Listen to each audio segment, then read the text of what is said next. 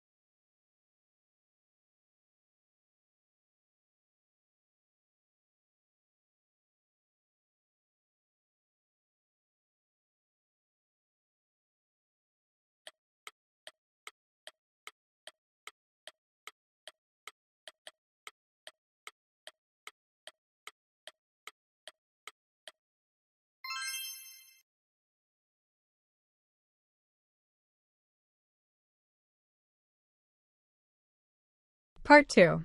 Choose true or false for each statement.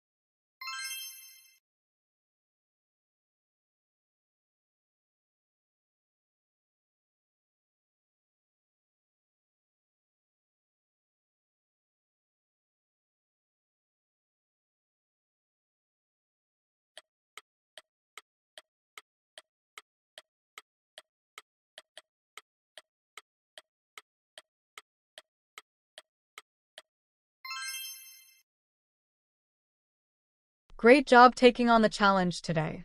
Remember, every time you practice, your listening skills get better. Keep up the great work, and I'll see you in the next activity.